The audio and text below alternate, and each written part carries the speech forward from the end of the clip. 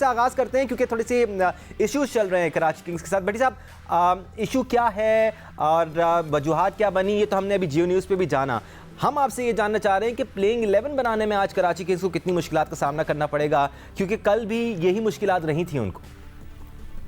दानिश, देखिए, मैच शुरू होने में अब तकरीबन 2.25 घंटे रह गए और कराची किंग्स की जो इंतजामिया है वो सर जोड़कर होटल में बैठी हुई है और टीम होटल में ही मीटिंग हो रही है कि किस तरह आज वो अपने 11 खिलाड़ियों को मैदान में उतारें, क्योंकि जो सूरत हाल बताई जा रही है वो काफ़ी तशवीशनाक है।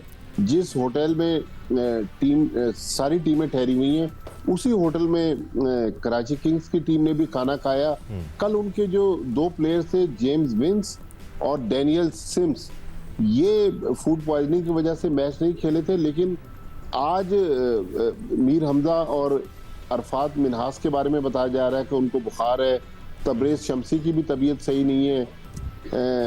डुप्लाई जो उनके एक साउथ अफ्रीकन प्लेयर हैं वो हॉस्पिटलाइज हैं। तो अब कम से कम जो पीएसएल के लॉज हैं, 18 की टीम होती है और कम से कम 2 फॉरेनर्स के साथ टीमों ने मैदान में उतरना होता है।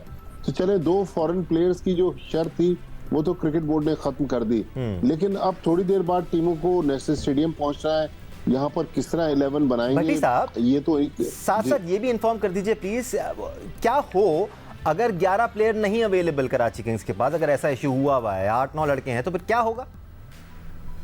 देखिए दानिश, ये तो बहुत ही अनयूजुअल सी सिचुएशन है।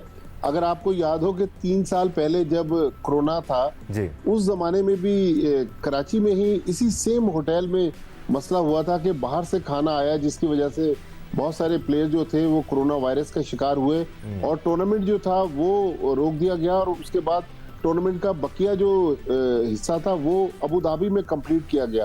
अब टूर्नामेंट के लॉस के मुताबिक तो मैच होना है। अगर कराची किंग्स वॉकओवर दे देती है तो क्वेटा ग्लैडिएटर्स को 2 पॉइंट मिलेंगे, लेकिन बहुत ही अनयूजुअल सी बेसिकली अगर बोर्ड से भी अगर 11 की टीम नहीं बनती तो क्वेटा ग्लैडिएटर्स को वॉकओवर मिल जाएगा। अभी इस बारे में बिल्कुल लाइल है कि आगे क्या होने जा रहा है और लॉस क्या कहते हैं। ठीक है जी, अब इस बारे में हम बात करते रहेंगे, इस खबर पर हम नजर रखेंगे। और जैसे मैं कुछ कह सकता हूं दानिश? श्योर सर, मैं आपकी तरफ ही आ रहा था। ये होटल को ब्लेम कर रहे हैं, ठीक है। मैं मैच शुरू होने से एक दिन पहले मैं उधर जाता हूँ, DHA स्पोर्ट्स क्लब जी, मोइन खान क्रिकेट एकेडमी। मैं जब वापस आ रहा था तो ये दोनों टीमें कहीं से खाना खा के आ रही थी, दोनों टीमें। मैं वहाँ पे खड़ा हुआ था सिग्नल पे, इसलिए कि पुलिस ने रोका हुआ था। वो टीमें गुजरी हैं, दोनों मेरे सामने से गुजरी हैं, 4 बसें और पूरी पुलिस के घेराव में जिस तरह होता है। मैं जो बसें थी जो PCB की थी मैंने देख के पहचान ली, वो किसी के घर पे खाना खाने गए थे। अब उस जिस डायरेक्शन से आ रहे थे, मैं नाम नहीं लूँगा किसका घर है, वहाँ पे 2 ऐसे हजरात हैं जो बड़े मशहूर क्रिकेटर्स हैं, उनके घर हैं, वो वहाँ से आए हैं और मेरे सामने से होते हुए गए। मैंने अपनी आंखों से देखा है। तो उन्होंने बाहर भी खाना खाया। या अकेले होटल को आप ब्लेम नहीं कर सकते। एब्सोल्युटली, या आप रूल्स एंड रेगुलेशन ज़रूर बना सकते हैं, लेकिन आप बाहर से आए हुए इन प्लेयर्स को कैद नहीं कर सकते। आपको इनको एक एक्सपीरियंस भी देना है। हाँ, आपको सेफ्टी को मद्देनज़र रखना है, बट आप गिद्ध की तरह इनको देखते नहीं रह सकते, इनको हर वक्त मॉनिटर नहीं कर सकते। देखिए दानिश, दे आर प्रोफेशनल्स। और पहले हम बात कर रहे थे कि जी होटल तक कैद है, अब तो गोल्फ खेलने भी जा रहे हैं। और अगर सिकंदर बख्श साहब ये खुलासा कर रहे हैं कि किसी के घर पे दावत में गए थे, तो ये भी अच्छी बात है, आउटिंग होनी चाहिए, वरना ग्राउंड से होटल और होटल से ग्राउंड। कुछ खिलाड़ी जो हैं वो सिर्फ PSL खेलने के लिए इसलिए नहीं आते, वो कहते हैं यार हम कैद नहीं रहना चाहते। तो ये तो एक बहुत अच्छी बात है, लेकिन साथ साथ कुछ मामला सेहत के हवाले से ऐसे होते हैं कि जिस पर आपका बस नहीं होता। तो जो हुआ है अफसोसनाक हुआ है, मैं इतना ही कह सकता हूँ। बाकी जो इस वक्त मुश्किल सूरत हाल का कराची किंग्स को सामना है वो अपनी जगह मौजूद है, लेकिन इस तरह के जो वाक़यात हैं वो डेफिनेटली नहीं होने चाहिए। लेकिन अगर इस तरह हुआ है तो बहुत ही अफसोसनाक है। अगेन अब्दुल रज़ाक, आप तो इन टीम्स के साथ रहे भी हैं, आपने ये माहौल देखा है और इसके साथ साथ आपने इंटरनेशनली भी लीग्स अटेंड की हैं, वहाँ का भी माहौल देखा है। एक पूरा एक्सपीरियंस देना पड़ता है प्लेयर्स को, और ये वो वाली चीज़ें हैं जो अगर होनी होती हैं तो हो जाती हैं। आप एक हद तक इन चीज़ों को कंट्रोल कर सकते हैं। डेफिनेटली देखें, ये प्लेयर की रिस्पॉन्सिबिलिटी होता है और प्लेयर खुद बड़ा इसका रिस्पॉन्सिबल होता है खाने पीने में, अपनी फिटनेस के बारे में।